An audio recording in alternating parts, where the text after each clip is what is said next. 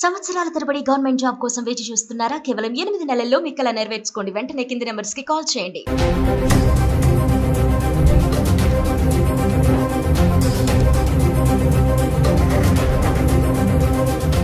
Hello viewers, welcome back to Suman TV. ప్రస్తుతం మనతో పాటు ఉన్నారు 20 ఇయర్స్ నుంచి అమెరికాలో ఉంటున్నటువంటి ఎంఎన్సీ ఎగ్జిక్యూటివ్ వీరభద్ర సార్ గారు. సార్తో మాట్లాడండి.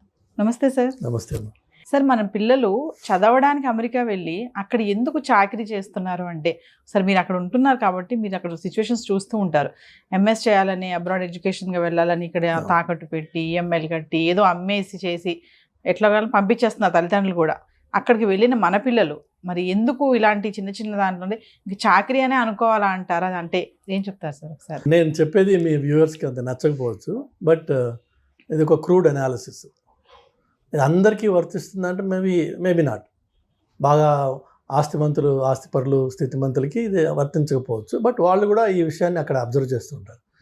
ఏంటి అంటే, చాలా మటుకు మన పిల్లలు అమెరికాకి ఐవీ లీగ్ లాంటి టాప్ లెవెల్ స్కూల్స్కి అప్లై చేసి వచ్చేటటువంటి జీనియసెస్ తక్కువ ఉన్నారు. కొంతమంది లేరని కాదు, అలా డైరెక్ట్ అందులో అడ్మిషన్స్ సంపాదించి వచ్చిన వాళ్ళు ఉన్నారు. వాళ్ళు దానికి తగ్గ ఫైనాన్షియల్ ప్రిపరేషన్ తోటి రావాలి. అవి బాగా ఎక్స్పెన్సివ్. అవి $80,000 $80,000 పర్ ఇయర్ ఆర్ $100,000 వేసుకోండి పర్ ఇయర్ మినిమం ఎక్స్పెండిచర్ ఉంటుంది. 2 ఏళ్ళు మీకు మాస్టర్స్ చేస్తే $200,000. దానికి స్తోమత ఉంటే, మీకు చదువు ఉంది, తెలివి ఉంది, ఆ కాలేజీలో మీకు అడ్మిషన్ వచ్చింది, మీకు స్తోమత ఉంది, రండి. వాళ్ళు వస్తారు, చదువుకుంటారు, they get placed really well. తర్వాత మంచి ఉద్యోగాలు వస్తాయి వాళ్ళకి, and they really enjoy high class life. ఇక నెక్స్ట్ లెవెల్లో majority of our Indian students, ఇది చాకరీలు జరగడానికి కారణం ఏంటంటే, majority of our Indian students, మనము we are predominantly a lower middle class society, Indian society. కొంత మిడిల్ క్లాస్ ఉండొచ్చు, కానీ అప్పర్ మిడిల్ క్లాస్ చాలా తక్కువ. మనంతా మిడిల్ నుంచి లోవరే. పేచెక్ టు పేచెక్ లైఫ్, ఇవన్నీ ఈఎంఐస్ బేస్డ్ లైఫ్. ఈ పిల్లలు ఇక్కడ అండర్ గ్రాడ్యుయేషన్ చేస్తారు, బిఈ బీటెక్ చేస్తారు. చేసి నాన్న నేను అమెరికాకి వెళ్ళాలి అంటే, మా నాన్న దగ్గర ₹1,00,00,000 లేవు నిన్ను అమెరికాకి పంపించడానికి. అందుకని వీళ్ళు ఏం చేస్తారంటే, వాళ్ళ సీనియర్స్ తోటి మాట్లాడతారు. నువ్వు వెళ్ళావు కదా, నీకెంత ఖర్చు అవుతుంది. వాడు వీడికి మంచి రోజీ పిక్చర్ ఒకటి ఇస్తాడు. ఏంటి అంటే, ఏం లేదురా, నువ్వు ఫస్ట్ సెమిస్టర్ పైసలు కట్టేసుకుని రా, చేతిలో ఇంకొక $1,000-2,000 నువ్వు ఖర్చుకు తెచ్చుకో. నువ్వు ఇక్కడ రాగానే మనం ఏదైనా పార్ట్ టైం సంపాదిద్దాం, దాంతో నువ్వు ఇక్కడ ఫీజు కట్టుకుని నువ్వు ఇక్కడ కంటిన్యూ అవ్వచ్చు. కాబట్టి మీ పేరెంట్స్ని ఒక ఫస్ట్ సెమిస్టర్కి ఫీ మాత్రమే. ఇన్ఫ్యాక్ట్ యూనివర్సిటీలు కూడా ఇన్సిస్ట్ చేస్తాయి, మీరు ఫస్ట్ ఫీ రూపీస్లో మీరు కట్టాలి అని. అంటే రిమోట్గా ఇండియా నుంచే మీరు ఆ ఫీ కట్టాలి. సో ఇక్కడ అమ్మ నాన్నల మీద ప్రెషర్ వేసి అది 10 లక్షల, 15 లక్షల, 8 లక్షల మొత్తానికి వాళ్ళ దగ్గర తీసుకొని ఆ ఫీజు కడతారు. వెళ్ళేటప్పుడు $2,000-3,000 ఖర్చు కోసం, ఇనిషియల్గా ల్యాండ్ అవ్వగానే అవసరాలు ఉంటాయి కదా, అది తీసుకుని వెళ్తారు. ఇది వెళ్ళిన వెంటనే ఈ లోపే ఇక్కడి నుంచి వాళ్ళ సీనియర్స్తో మాట్లాడుకుని ఉంటారు కదా, అన్నా నేను వస్తున్నా, నాకు ఇది కావాలి అంటే వాడైతే చెప్తాడు. అలానే వీళ్ళు వెళ్ళంగానే వీళ్ళ ప్రైమరీ ఫోకస్ ఏంటంటే, ఆ యూనివర్సిటీకి వెళ్ళి అక్కడ చదువుకోవాలా, క్లాసెస్ ఎక్కడున్నాయి, రూమ్స్ ఎక్కడున్నాయి, లైబ్రరీ ఎక్కడ ఉంది, ప్రొఫెసర్స్ ఎవరు, టీఎస్ ఎవరు, ఇది ఫోకస్ కాదు. వీళ్ళ ఫస్ట్ ఫోకస్ ఏంటంటే, ఇమ్మీడియట్గా నేను ఒక part time job, it's not a job, so part time work నేను సంపాదించాలి. ఎందుకంటే నెల తిరగకుండా నాకు ఖర్చులు మొదలైపోతాయి. నాన్నకేమో నేను 10 లక్షలు ఫస్ట్ సీడ్ క్యాపిటల్ ఇవ్వు చాలు, తర్వాత ఏం అక్కర్లేదని చెప్పొచ్చాను. కాబట్టి ప్రైమరీ మోటివేషన్ డబ్బు సంపాదించడం మీద పడుతుంది. ఆ డబ్బు సంపాదించడానికి వీళ్ళకి ఉద్యోగాలు రావు అక్కడ. They are not eligible to receive a payment by cheque from anybody. That is unemployment అనే జాబ్. వాళ్ళకి ఇచ్చేది ఏంటి, ఆడ్ జాబ్స్ దొరుకుతాయి. That to through their friends. Gas స్టేషన్లో వర్క్ చేయడమా, దానికి గ్యాస్ స్టేషన్కి కన్వీనియన్స్ స్టోర్ అటాచ్డ్ ఉంటుందన్నమాట. సో ఆ కన్వీనియన్స్ స్టోర్లో వీళ్ళు క్లర్క్గా కూర్చోవడమా, లేకపోతే రెస్టారెంట్లో సర్వర్స్గా వర్క్ చేయడమా, అలా ఆడ్ జాబ్స్ ఏవో ఉంటాయి ఆపర్చునిటీస్, అవి వీళ్ళు చేయడం మొదలు పెడతారు. ఆయాలుగా కూడా చేస్తారంట కదా సార్, బేబీ సిట్టింగ్ చేస్తారు. మన అమ్మాయిలు కొంతమంది బేబీ సిట్టింగ్ చేస్తారు. అలా రకరకాలుగా ఉన్నాయి పనులు.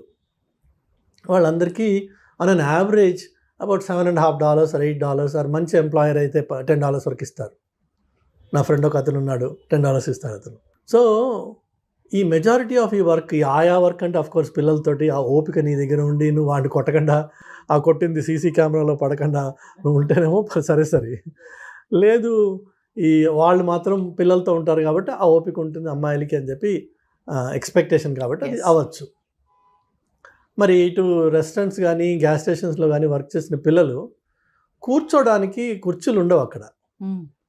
నువ్వు 7 hours 6 hours 8 hours నిలబడి ఉండాలి. వయసు వాళ్ళ వైపు ఉన్న యంగర్ జనరేషన్ అయినా 8 గంటలు ఒక వ్యక్తి నిలబడి ఉన్నాడంటే ఆ తర్వాత వాడు ఎందుకు పనికిరాడు. కాళ్ళు నొప్పులు ఉంటాయి భయంకరంగా. సో వీళ్ళు వర్క్ చేసిన తర్వాత ఇంటికి వెళ్ళి ఏం చేయగలరు?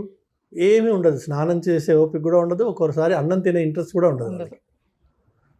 మహా అయితే 2 బీర్లు తాగి పడుకుంటారు. సో మీరు వచ్చిందేమో అక్కడ స్టూడెంట్గా, మీరు చేస్తున్నదేమో ఈ art job. Me art job becomes your primary focus, your student takes back seat.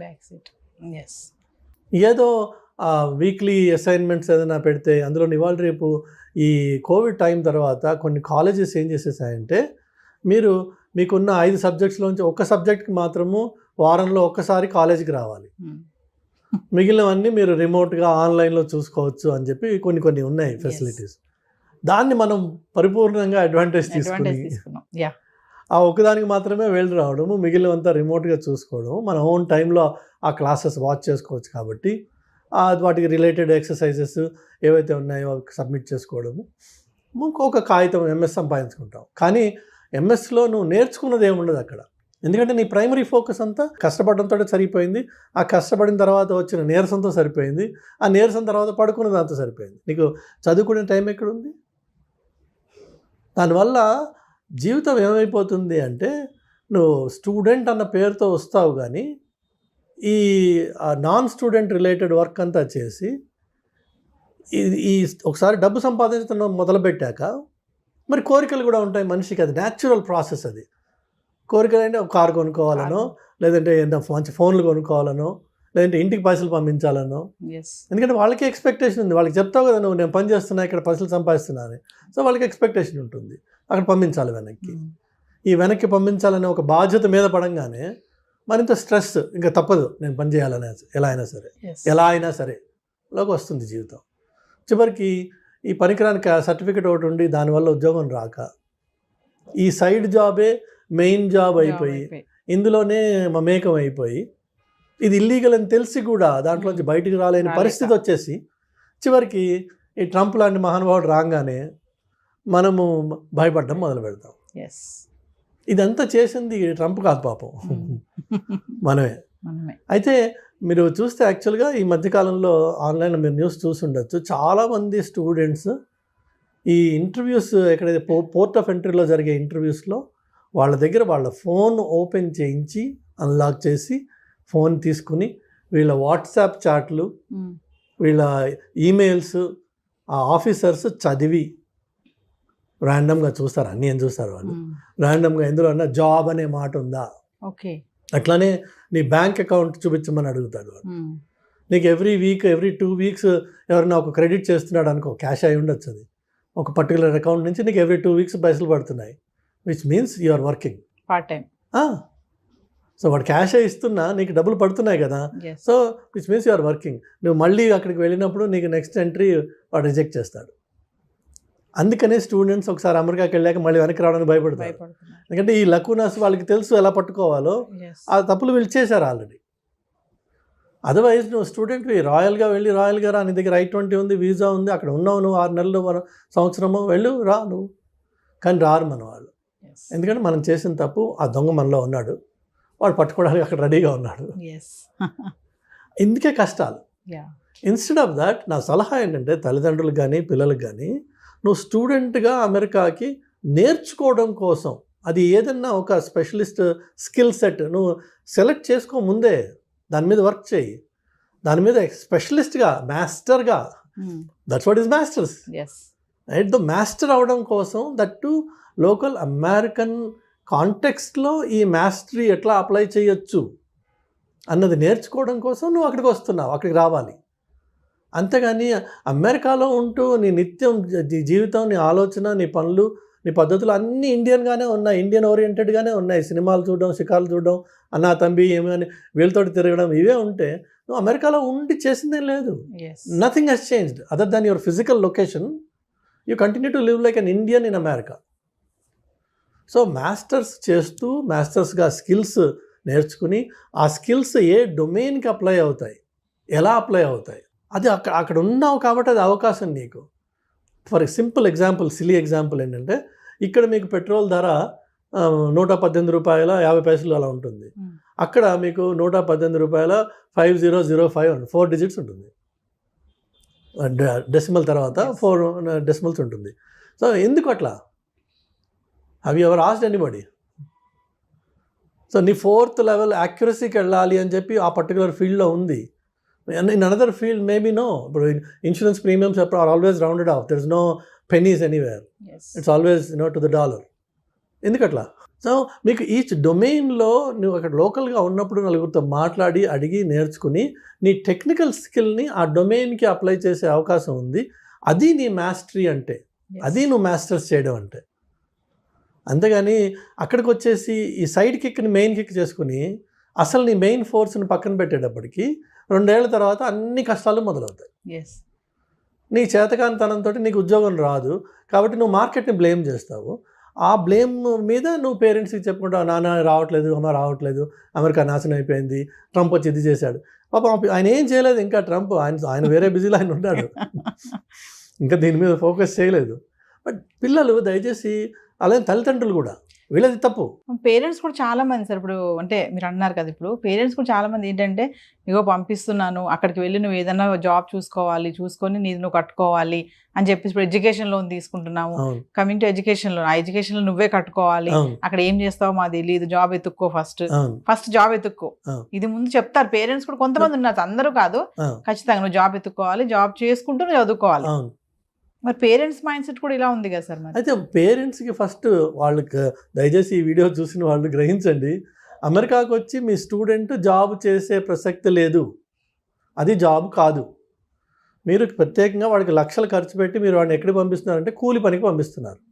చక్కగా గారాభంగా పెంచుకున్న కొడుకునో కూతురునో మీరు కూలి పని కోసం అని చెప్పి అమెరికాకి లక్షలు ఖర్చు పెట్టి ఆ కూలి పని చేసుకుని నువ్వు చదువుకో అని చెప్పి పంపిస్తున్నాను. ఇన్నాళ్ళు ఇంట్లో కనీసం ఇటు గిన్నె తీసి అటుపక్క పెట్టని పిల్ల కూడా అక్కడికి వెళ్ళి బేబీ సిట్టింగ్ చేస్తుంది.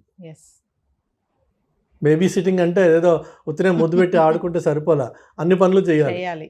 డైపర్ మార్చడం నుంచి వాడికి పాలు పెట్టడం వరకు. కొంతమంది పిల్లలు కొద్దిగా పెరిగిన వాళ్ళు కొట్టించుకోవాలి, వాడు పిల్లాడు, వాడు like a servant. You are like కాదు, you are a servant. So అది ఒకటి ఎత్తు. రెండోది వచ్చేసి మీరు ఆలోచించండి, ఒక స్టూడెంట్గా వెళ్ళిన పిల్లవాడు, స్టూడెంట్ లైఫ్ అయిపోయింది, మాస్టర్స్ మొత్తానికి ఏదో కాపీ కొట్టో వాడిని అడిగో వీడిని అడిగో కంప్లీట్ చేశాడు, వాడికి అసలు ఉద్యోగం రావట్లేదు, వాడికి కారు కొనుక్కునే హక్కు లేదు, వాడికి డ్రైవర్స్ లైసెన్స్ రాదు, వాడికి ఒక రియల్ లైఫ్ ఎంజాయ్ చేయాల్సిన అవకాశం దొరకదు. కానీ ఇండియాలో మాత్రం 25 లక్షలు 20 లక్షలు స్టూడెంట్ లోన్, ఎడ్యుకేషన్ లోన్ తీసుకుని వెళ్ళాడు, దాన్ని రీపే చేయాల్సిన బాధ్యత వాడి మీద ఉంది. కాబట్టి వాడు వెనక్కి రాలేడు. అలాంటి వాడి స్టేట్ ఆఫ్ మైండ్ ఆలోచించండి, వాడు ఎంత కష్టపడుతున్నాడో అక్కడ తీర్చాలి, పెట్టిన డెబ్ట్స్ అన్ని క్లియర్ చేయాలి, ఏదో చేయాలి ఇక్కడ నేను. అది మగపిల్లవాడు. ఆడపిల్ల ఏం చేస్తుంది? నేను ఆ విషయాలు చెప్పదలుచుకోలేదు, కానీ పరిస్థితులు చాలా ఘోరంగా ఉన్నాయి వీళ్ళకి. దేశం కాని దేశంకి వెళ్ళి కమ్యూనికేషన్ స్కిల్స్ కూడా లేక అక్కడ కొన్ని పనులు చేయకూడదు. షాప్ లిఫ్టింగ్ చేసి పట్టుబడిన ఆడపిల్లలు ఉన్నారు, మీరు ఆన్లైన్లో చూడొచ్చు వీడియోస్. ఎందుకు చేశారు షాప్ లిఫ్టింగ్? ఏదో క్యాజువల్గా సరదా. అక్కడ ప్రతి షాప్లో మీకు కొన్ని వేల కెమెరాలు ఉంటాయి, మీకు కనిపించవు అవి. వాటికి లాస్ ప్రొటెక్షన్ ఆఫీసర్ అని ఒకడు ఉంటాడు, ఎల్పీపీనో ఎల్పీఓనో అంటారు. వాడికి ఒక సెపరేట్ రూమ్ ఉంటుంది, క్యాషియర్ వెనక, కస్టమర్ సర్వీస్ వెనక, వాడు ఎవరికి కనిపించడు. ఆ రూమ్లో వాడికి అన్ని మానిటర్స్ ఉంటాయి. అలానే ఇప్పుడు మీరు వేగస్కి వెళ్తే లక్షల్లో మీకు అక్కడ కెమెరాస్ ఉంటాయి. ఒక్కొక్క మనిషిని వాడికి అనుమానం వచ్చిందంటే వాళ్ళకి పిన్ చేస్తారు వాడి మొత్తం movement, every step will be tracked throughout the time. ఆ కెమెరాస్ ఒకదాని తర్వాత ఒకటి వాడిని మట్టుకుంటాయి. నీ బ్రీదింగ్, నీ చేతుల movement, everything they notice. So అదంత ఈజీ సొసైటీ కాదు అది. ఇక్కడి నుంచి అదేదో వెళ్ళిపోయి ఈ సీనియర్స్ ఏం చెప్తారు, అక్కడ ముందు ఉన్న వాళ్ళు వీళ్ళకి ఏం లేదురా మన హైదరాబాద్ లెక్కే ఉంటుంది వచ్చాయండి. ఏముంటుంది హైదరాబాద్ లెక్క? ఒకవేళ నిజంగా హైదరాబాద్ లెక్కే ఉందనుకుందాం, ఎందుకు వచ్చారా ఇక్కడికి? నువ్వు అసలు హైదరాబాద్లోనే ఉండొచ్చు కదా. అస్యూమింగ్ లేదు ఇది హైదరాబాద్ కాదు అమెరికా అనుకుందాం. మరి అమెరికా అన్నప్పుడు అక్కడ పద్ధతులు ఏంటి? ఇంటర్నేషనల్ డ్రైవర్స్ లైసెన్స్ తీసుకొచ్చి కొన్ని పనులు చేయొచ్చు, కొన్ని చేయకూడదు. అట్లా అది తీసుకొచ్చి లోకల్ కార్ రెంట్ చేసి అరెస్ట్ అయిపోయిన పిల్లలు ఉన్నారు. Because there is only a limited validity for that. కానీ మనకేమో షౌక్ ఉంది, కార్ రెంటల్ తీసుకుంటాము. లేన్ చేంజ్ చేయడం అనేది ఇండియాలో మనకు అసలు అలవాటే లేదు. ఇక్కడ లేన్ చేంజ్ అదే క్యాజువల్, లేన్ మనకి సంబంధం లేదు, డ్రైవ్ చేస్తుంటాం, లేన్ వస్తూ ఉంటాయి అక్కడ. అక్కడేమో లేన్ చేంజింగ్ ఒక డిసిప్లిన్ ఉంది, మనకి ఇక్కడ అలవాటు లేదు. నీ దగ్గర డ్రైవర్స్ లైసెన్స్ ఉంది కానీ నీకు రోడ్ రూల్స్ తెలియవు. తెలియనప్పుడు నువ్వు రోడ్ రూల్స్ తెలియకుండా ఆ రోడ్డు మీద డ్రైవ్ చేస్తే నువ్వు ఆటోమేటిక్గా you will be in trouble. First day second day కాకపోవచ్చు, థర్డ్ డే మేజర్ ట్రబుల్లోకి వెళ్ళచ్చు. ఆ ఒక్క తప్పు నీ జీవితాన్ని మొత్తం మార్చేస్తుంది ఒకసారి. ఎందుకంటే అమెరికాలో సార్ నేను స్టూడెంట్ని నన్ను వదిలేసేయండి అంటే వాడు వదలడు. నువ్వు క్రైమ్ చేసావు, you have to pay for it, plain and simple. Judge కూడా మిమ్మల్ని కొన్ని విషయాల్లో ప్రొటెక్ట్ చేయలేడు, బికాజ్ ఫెలనీ క్రైమ్స్ అని ఉంటాయి, వాటికి మినిమం పనిష్మెంట్ ఉంది. Judge has to give it between 5 to 15 అంటారు. So judge has to give minimum 5 కంటే తక్కువ ఇవ్వలేడు ఆయన, 15 కంటే ఎక్కువ ఇవ్వలేడు. బట్ లా అలా డిక్టేట్ చేసింది కాబట్టి judge also is bound by that. మనకి ఇక్కడ ఏదో మేనేజ్ చేద్దామన్నా, వాడికి ఫోన్ చేద్దామా వీడికి ఫోన్ చేద్దామా, నీకు ఈ లైఫ్ నుంచి వచ్చి నువ్వు ఆ లైఫ్లో అది నేర్చుకోకుండా అక్కడ తప్పు చేసావు అనుకో, మైనర్ అమ్మాయిల్ని if you try to reach them through any means can put you behind bars for good. ఆ అమ్మాయి చూడడానికి 18-20 ఏళ్ళ అమ్మాయిలా ఉండొచ్చు, నీకు తెలియదు ఆ పిల్ల 13 అయి ఉంది. ఏమన్నా కెలికావు, లైఫ్ గాన్. అమెరికన్ జైల్లో 50% పైన వాళ్ళే ఉంటారు. 50% పైన అమెరికన్ జైల్లో ఇట్లా